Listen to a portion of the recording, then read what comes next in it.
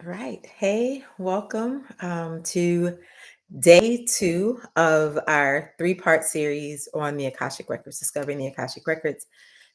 Today, we are diving into how you can use the Akashic Records for healing.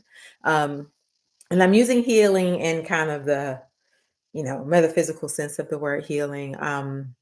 Because it is a layered idea and concept, but that's what we're talking about today. So if you are new here, I'm Dr. Latoya Davis, the owner of Chi Healing Institute. I am a spiritual teacher and intuitive, and I absolutely love talking about all things Akashic Records. So I decided to do this kind of three-part series, breaking up some of the key areas and components of the Akashic Records. So if this is the first video that you are checking out, I absolutely suggest that after you finish this one, you go and you listen to part one, which is just intro to the Akashic Records, kind of big picture overview. And we're going to go ahead and dive right in. If you're here, I would love to know that you're here. So let me know.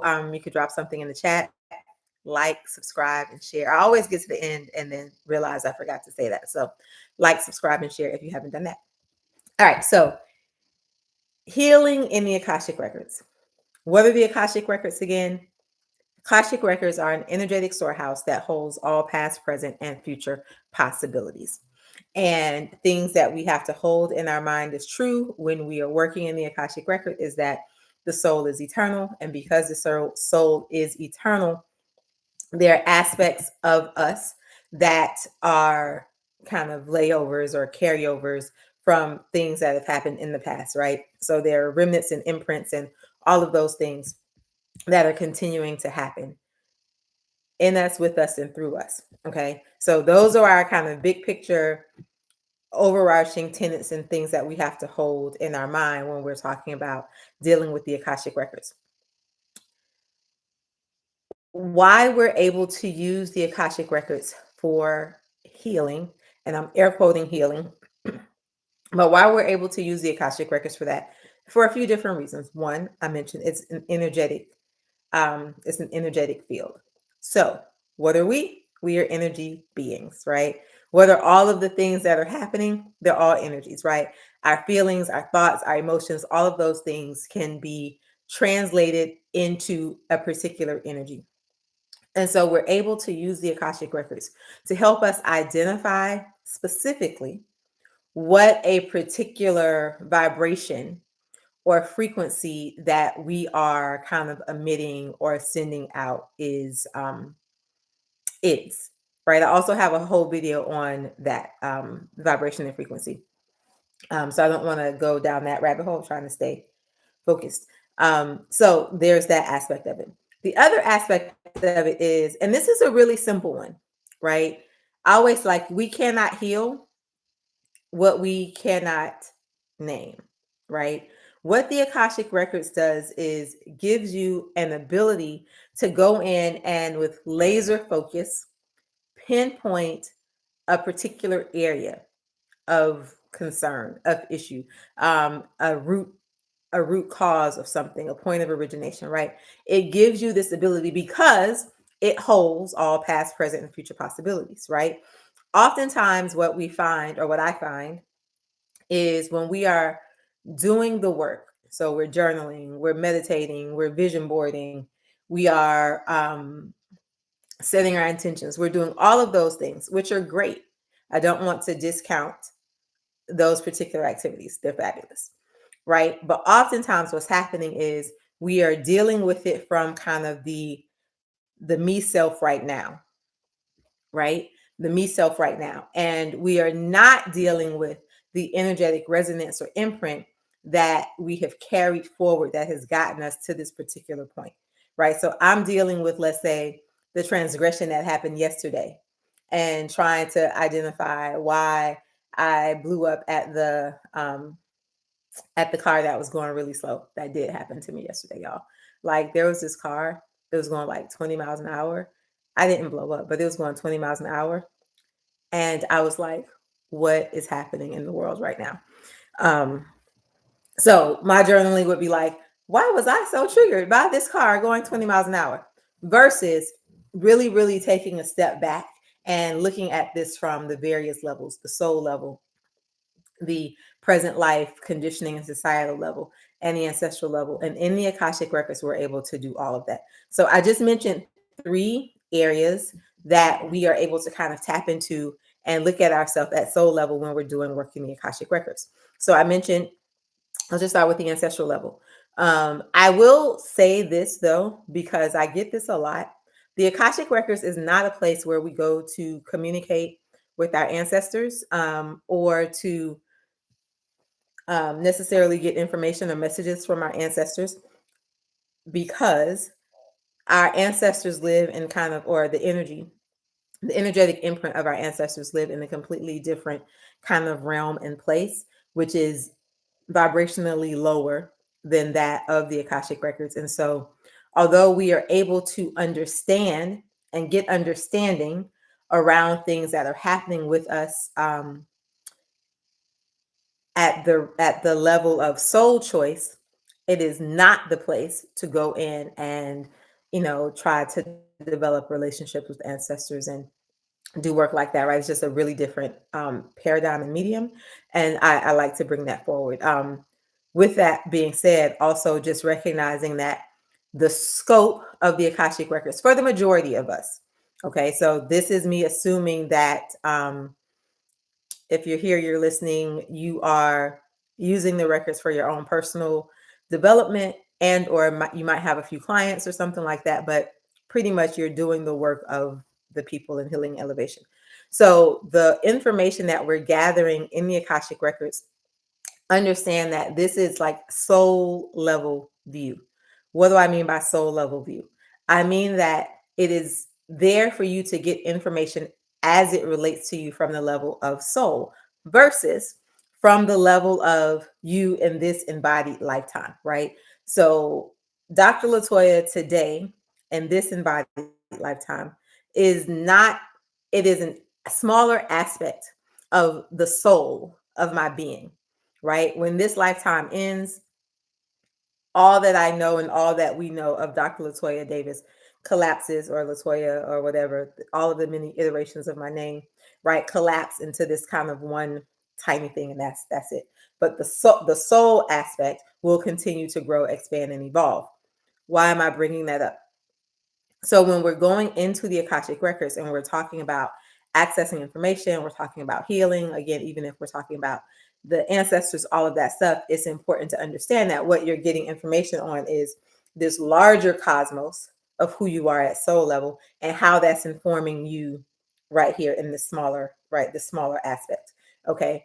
And so all of the information that you're getting is being filtered through the lens, or through the lens, is being filtered through the lens of you at soul level. Okay. Which is why it is an excellent tool to do healing work, because it is giving you this expanded notion of how things are embedded, how things have created. And more importantly, you can use it to understand why at soul level you chose to have certain experiences. Now, I often get pushback or side eyes or all of the things, right? When I say you chose, when I use that particular phrase, you chose. But the reality is, at soul level, we make choices before we incarnate into this reality. And in those choices, we have identified experiences that we want to have, lessons that we want to learn, um, people or other souls that we might make agreements with, right? So we have absolutely made choices, even in choosing the particular lineage and the parents and all of that stuff that we're going to be born to. So sometimes that's really hard for people to hear, because it's like, well, why would I have chosen, this life that created hardship? And so herein is how we use the Akashic Records for healing. We ask the question, why did I choose this? Right? So it's about flipping the dynamic from being in this space, in this place of victimhood, to being in this space of empowerment, right? Why did I choose? Why did I make this choice? Why did my soul feel it was important for me to have the experience of being in multiple bad relationships, right? So then you're able to get that why, and then you're able to deal with that at the root level, as opposed to the, kind of the transgression that happened yesterday, right? Or those kind of immediate transgressions. You're able to deal with it at like the root cause of the why. And what that does is it creates a deeper level of healing. And by deeper, I simply mean that the impact and the reach of it goes farther and wider. All right. Some ways to determine and identify that, like, okay, wait a minute, some things are going on that I might want to work through, and use the records for. You've identified, and some of these, like I talked about before, but new video, right? There are particular, or things that you can look for. There are particular emotional patterns that you just can't shake. Um, there are relationship themes that keep repeating. You achieve something that should feel good, that is a success, but instead you feel ashamed, you feel drained, you feel like retreating, right? All of those things are indicators that you are probably responding to some type of past energetic imprint, right? Meaning not something that is happening because of the thing that is happening in this moment, but there are some things that have led up to this that have created this frequency and this resonance that are now allowing you to experience these things in this particular way. And so using the records, you can identify those.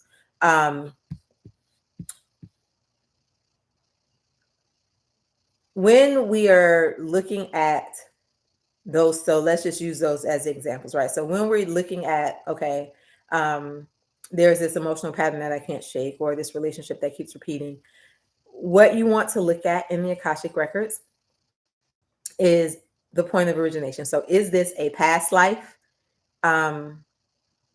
pattern? Is this the result of a past life thing? Is this result of a present life situation, right? So that's where something happened to you, societal programming, all of those things.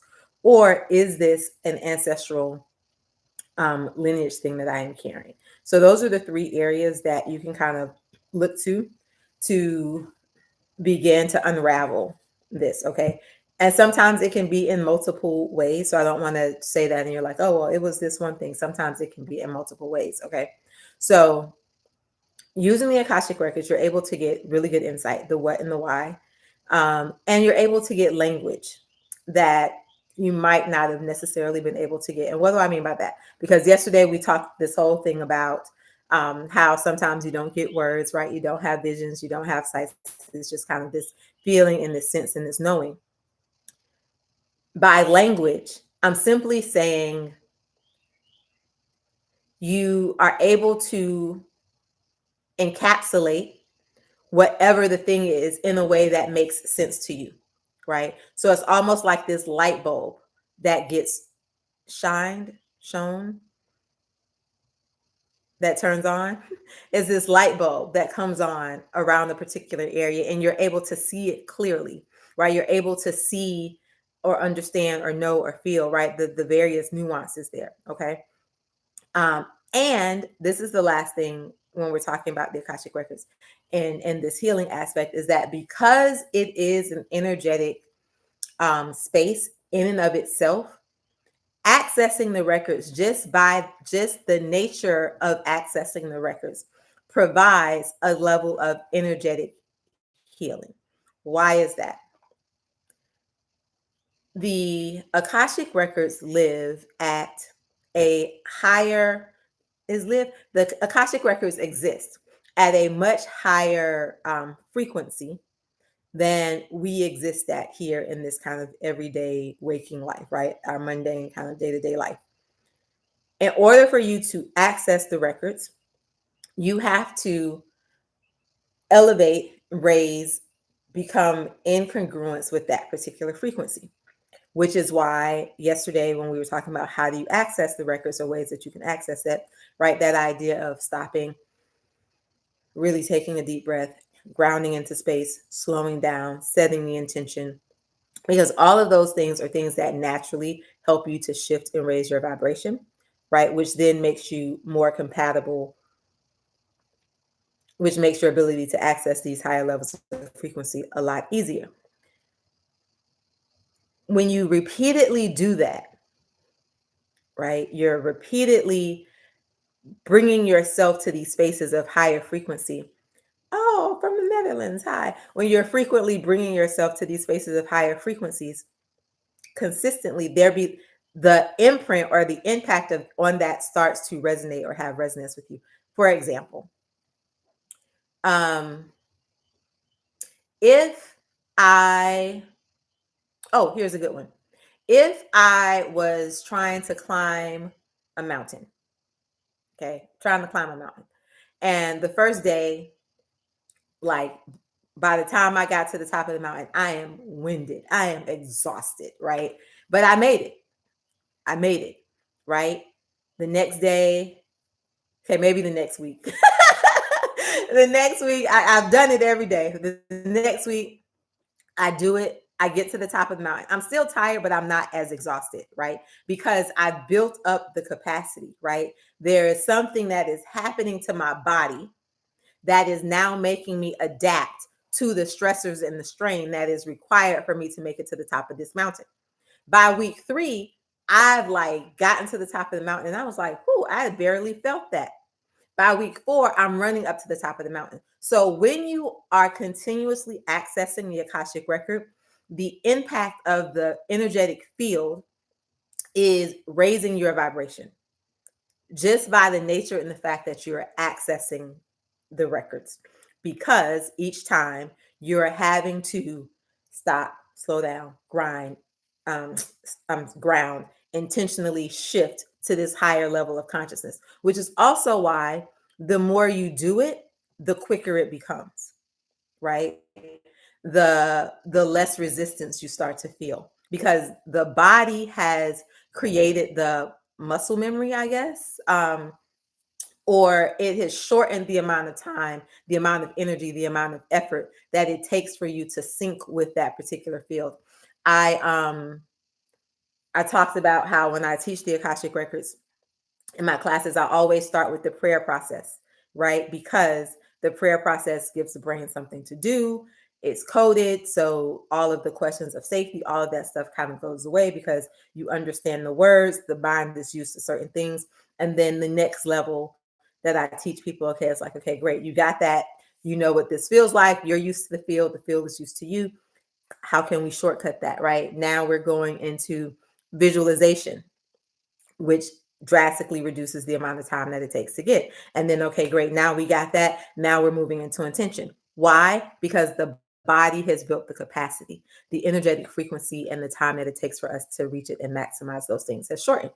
So that was my long story to come back to and say, just by being in the Akashic records, you are creating healing. One of the activities, or the exercises that I often give people in my classes is this, and you can use this as well if you know how to access your record, because sometimes people are like, well, I don't know, or I don't know what to ask, I don't know what to do, or I'm feeling funky. I was like, when I am in the mood, when my dad was really sick, right before he passed, and there were days where like I just didn't have the energy to do a lot of things, right? But I have kids, I had to work, so I didn't have the luxury of living in that energy. And so I would simply open my record, set the intention that I was in there to receive energetic healing. And I would sit, didn't take long, right? I wasn't in there for like 30 minutes or an hour, just setting that intention, opening the records, and allowing whatever needed to happen to kind of happen, closing my records and moving on about my day, right? So there's this natural kind of energetic infusion that can happen when you're there. And I do see your questions. I'm gonna go. I'm gonna get to them. Um, so what can be healed? I kind of talked about these because y'all know I like have notes, but then I just be talking off like the flow. And so then when I come back to the notes, I'm like, oh, wait, I already did that. But what can be healed through the records? These are just some examples. Okay. Relationship wounds. This is so big, y'all. Like, I'm going to use myself as as a personal story. So when I separated from my then husband and I started to date, um, the next person that I dated, not on the surface, he didn't seem like the same person. We were like into it. And I was like, wait a minute, the same things are happening right now. What's going on? Okay, nope, yep, nope, you're the same person. Just farther down the road, but same person. Okay, let that one go. Dated somebody else. Same thing. Farther down the road, still same person, right? I was 3 people in before I was like, okay, what is going on? Let me figure out why. Remember, that's the power of the Akashic Records, is understanding the what and the why something is happening, right? Let me figure out why I am continuing to be in this particular pattern or loop. Turns out, for me, it was absolutely like a past life thing and situation, which had me repeating kind of these patterns. And so I was able to identify it, right? When we come into awareness of something, that is the first step in being able to let it go. If we can't come into awareness of it, we continue to kind of live in that fog. So coming into awareness of what was happening allowed me to be able to, one, identify when the pattern showed up, like, quickly. Now, when I tell you I see it, baby, we ain't got to be 30 seconds into the conversation and I'm clear. Nah, you ain't it, right?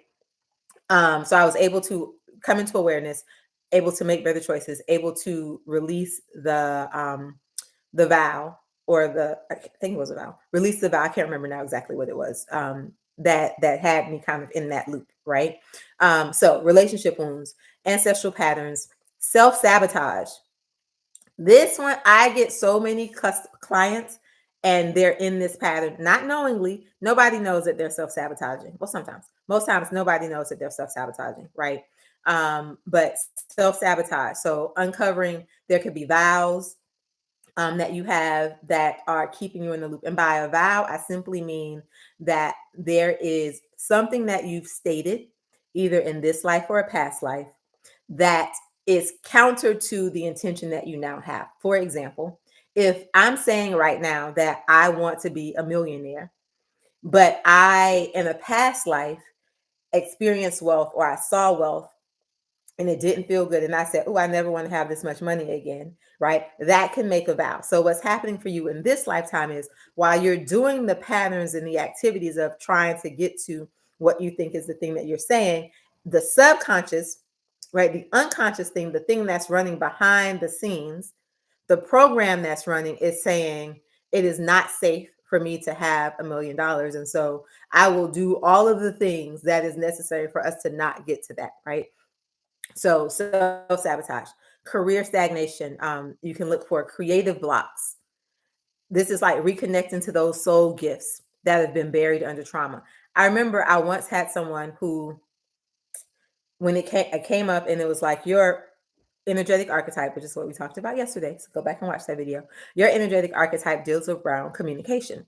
And so writing is like really, really important for you. It's a really good way for you to tap into your abundance, tap into your wealth. And they were like, oh no, I don't write.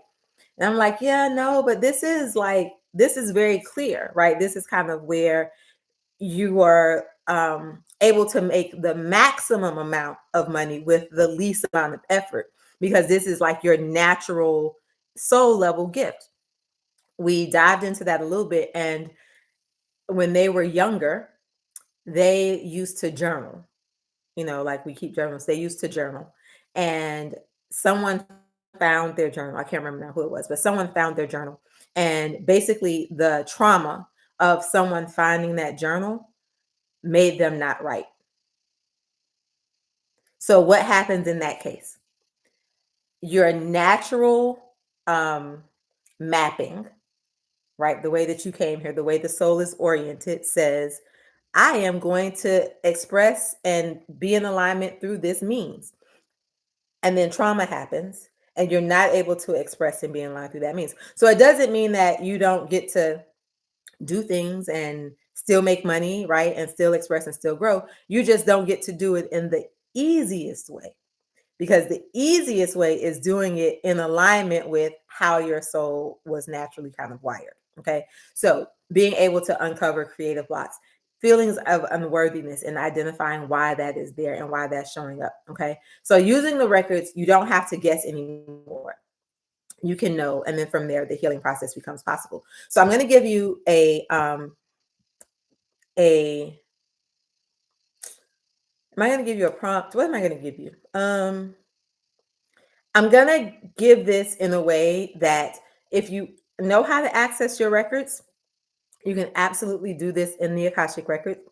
But the soul always knows. The soul is always listening. The soul is always trying to get you to the best and highest version of yourself.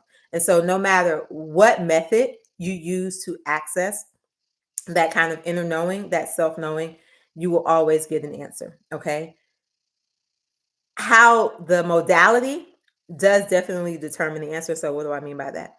If you ask the same question to your spirit guide, in the Akashic Records, to an ancestor, to someone, to an energy in the angelic realm, to your higher self, to your spirit, oversoul. Like if you ask the same question to multiple aspects of self, the answer is going to be different, related, the same, but the nuance is different. Why? Because the realm or the role that that particular energy plays and how that energy interacts with kind of the larger cosmos is different. So the filter, we talked about filter at the beginning, the filter through which that answer is coming is going to be different. So I say that to say I'm going to give you a prompt, and you can do this in the Akashic Records if you know how to access your records. And if not, you can simply just set the intention to connect with the highest aspect of yourself. Okay. So the highest aspect of yourself. Um, Before I do that, like, subscribe, and share if you haven't done that already. Let me answer this question here.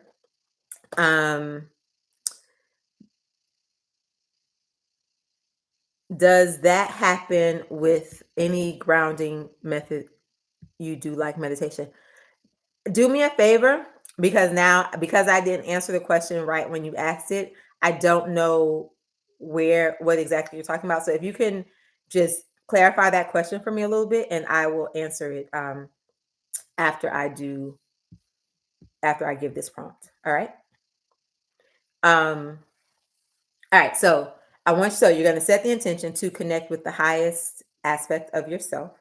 I want you to close your eyes, take a deep breath. Remember, in all things, we are going to ground and set our intention and be in space. Okay. So I want you to, I'm sorry, y'all. I receive while I talk. So sometimes I get a little bit all over the place. So I want you to say, show me what I'm ready to release that no longer serves my highest path. Ironically, last night I was teaching ancestral lineage healing VIP workshop, and we kind of did the same question, a variation of the same question, but dealing with ancestral lineage. So I guess that's why it's kind of bubbling up for me right now. So show me what I'm ready to release that no longer serves my highest path. Okay. You can journal what comes up. So you set your intention. Sorry. You ground it in space. You set your intention. You ask either in your records or you're asking the highest aspect of yourself. You can just free write whatever is coming up, right? You could, what is this thing called? Voice note. Voice note what's coming up. Okay. After you get that, you're going to ask, what do I need to face? No, I don't like that question. So first question, show me what I'm ready to release that no longer serves my path. So you're going to get the root, you're going to get the why. The next question, what do I need to do in order to release this thing, whatever that is, right? That blockage or that obstacle. What do I need to do in order to release that? Okay. So now you have the what it is, you have a thing to move forward. And then I want you to ask, what is a path for easy integration of this new shift? What is a path of easy integration for this new shift? What do I mean by that question? Sometimes when we are doing work to move through something, our thinking mind, our conscious mind. So let's say, let me give a real example. So let's say the first question I asked was, show me what I'm ready to release that no longer serves my highest path. And let's say what came up in that was, somebody give me something. My brain is fried. What can come up that no longer serves my highest path? Let's say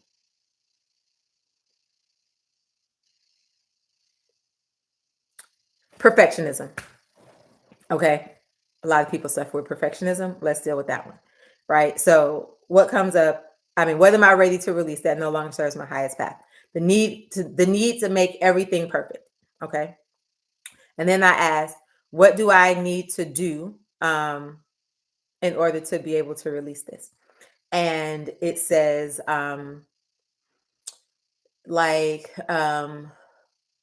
you need to accept that you need to accept that the reason you are no the reason that you're stuck in this perfectionism loop is because you got ridiculed because one time you turned in the paper and it had something crazy, and you need to understand that that was in the past, and that you need to people are there to support you, and people are generally happy about the things that you're doing, right? And then you're like, okay, so then the question about the path of least resistance or the path for ease of integration, why I say that is because a very simple way to begin to shift this or heal this could be as simple as you every day saying, people accept me for however I show up. Right? It could be that simple, right? You simply saying that in the morning when you wake up, before you hit send on an email, before you hit publish on the website, like it could literally be that simple. But what the mind does is, so let's say I stopped at those first two questions and I didn't ask about the path of ease, right, for integration. The mind would be like, oh my gosh, perfectionism. Okay, what do I got to do? I just got to barrel through and put this thing out, even though it's not ready. And I feel anxiety and I feel all of these things, but that's what I got to do because that's how I have to break the perfectionism. And for some people, that absolutely might be the path, right? I'm in this period of done is better than perfect, right? And so for me, I don't get to belabor something because that creates the anxiety for me, right? It's like literally done is better than perfect. I can go back and figure it out later. If you're on my mailing list, you got an email on Sunday that said Happy Tip Tuesday, right? And I saw it, I was like, oops, right? But done is better than perfect. But for somebody else, right, that could create a whole nother level of this loop that the person doesn't need. So the reason we ask, the reason you use the tools that you have is you always want the path of ease. We always want the path of ease with easy integration. Okay. So ask the question. We never get the answer to the questions that we don't ask. So ask the question. Identify the root, identify how it's showing up and how you can release, and then identify a simple step that creates the ease for integration for that particular thing. All right. So I don't know, you didn't go back and give me clarification on your question. So I'm gonna assume maybe I touched on it at some point. If not, you can still drop it in the um while going. Is it okay? How long will it take to be perfect knowing you're clear? Well, you will never be perfect. Knowing you're clear. Speaking of perfectionism, right? One of the things, so the question says, seeing colors while going in the Akashic records, is that okay? How long will it take to be perfect knowing you're clear?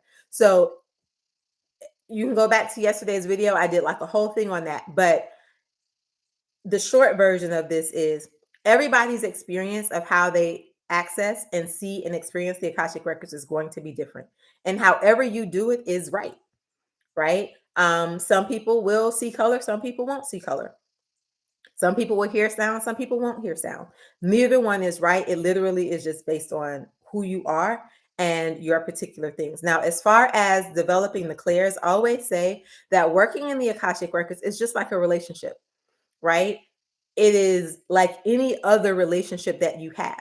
The more you work at it, the easier and the better that thing becomes, right? It is a relationship built around communication.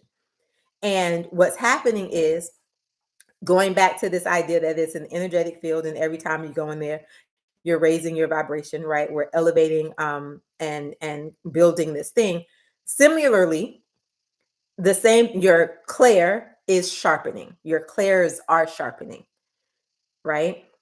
Before I started working in the Akashic records, I'm not gonna say I didn't have the gift of sight, because I had aspects of all of the clairs, but sight was definitely not my strong one, which we talked about, right? It's like somebody would say, I see, and I'm like, oh, I don't see anything. So now I'm doubting everything, right? When I first started working in the Akashic record, my primary clair is claircognizance, which is just a clear sense of knowing, right? So I always say, I know information like I know my name. It just drops in my head, fully formed, and that's just where we are, right?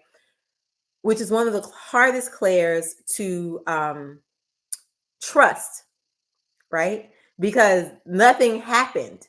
Like literally, you're talking, you're there, and then boom, download full of information. So you don't have anything to juxtapose it, or to kind of question it against. But that said, when I started working in the Akashic records, I set the intention, one, that I wanted to develop some of these other clairs, right? I'm going to use since it is an energetic field that raises these things, I may as well use it, right, for my purpose and my benefit. But the first few months, the way that I received information was actually through sight. I was like, wow, this is different, right? The first few ways that I received information while in the Akashic Records was through sight. Why am I bringing this up? Because sometimes the way that you receive information not in the records can be different than how you receive it when you're in the records. So when we're in the records, you always are paying attention to, what am I seeing? What am I hearing? What am I feeling? What do I know? What do I sense? Like, you're taking all of the senses into account. And then the more you do it, the stronger that particular thing becomes. So it's like a relationship, right? Time, practice, energy, it gets better. Um, all right. So I hope that answered your question, um, Mave Rose. So question says, related to the preparation of increasing the energy to access the records. Once your frequency is elevated, you see or are in the record. With the higher frequency, is the meditation different? Okay. I think the answer to, so this is speculative because I don't meditate in the sense that some people, or the way that people attribute the idea of meditation. So, and I'm assuming that the way you're asking it is based on kind of that more traditional way for meditation. But what will happen, the higher your frequency gets, right, the stronger you become. Again, it's like what I'm going to call the on ramp, right? The on ramp to doing whatever it is that you need to do gets shortened. Here's the perfect example for this. It's not about meditation, but it's about like time collapsing. That's what we're going to call it. Time collapse. Your ability to collapse time increases exponentially. When I first started doing the session called the Clearing and Healing Sessions in the Akashic Records, it was taking me on average 2 hours to do those sessions. Okay, that particular session, I'm looking for very particular things to help identify what blocks does this person have as it relates to this thing, what are some of the ways that it's impacting them, and then how can we clear it, right? So I'm following a very set structure in those sessions. It's taking me on average 2 hours. 45 minutes that I was prepping before the session, and then about an hour and 15 minutes to work with the client. Okay. Today, I can do that exact same session in 45 minutes from start to finish, right? Because I've done it so much, my ability to connect, to receive, to move through is so much faster and sharper, right? If you go to my website, like you'll see that I only have at this point, I think I have a 30-minute a general 30-minute Akashic record reading and a general 45-minute reading. Why did that happen? Because when I was still doing hour readings, by the 45-minute mark, there literally was nothing else for me to say. The information downloads so fast that I like really between the minutes 30 and 45, we're like, okay, right? What are we doing? So I was like, let me stop. Let me stop torturing me. Let me stop. And then they don't have extra questions. And then, but they feel like, well, I paid for this. So let me figure out things. So now we're just sitting there having conversation, right? But it's because I've done this so much. I literally am embedded in the frequency and the energy of the Akashic Records. And so it doesn't take me anything to move to that level because I've done it so much. And then when I'm in there, again, because I've done it so much, my ability to navigate, to move, to pull information is so rapid that what used to take a long time, I've been able to collapse time. Okay. So I hope that that answers your question. If not, you can drop it in the chat and I will, I won't get to it today because we're over time. Oh, I got to get my child from school because we're over time. So in the description, yes, you can access. So Mavrose, I do want you to go and look at yesterday's video because I talk about the 4 or 5 different ways that you can access the records or the 5 different ways that you can access the records. But in short, prayer, meditation, intention, visualization, guided journey. All right. In the description are other ways to work with me around the Akashic Records. I have 2 books that take you through the entire process, including with the prayer to open and close. I have an Akashic Records retreat coming up in December, which is going to be fabulous. You do not need to know how to open your records already. If you don't, I will teach you during the workshop or during the retreat so that you're able to navigate. And then if you do, you just get to go dive in and do all of the soul healing, clearing, aligning work that is meant for you. All right. So until next time, which is tomorrow, I will be back at my regular time tomorrow at 12:30. Remember, you deserve to live a life that lights you up from the inside out.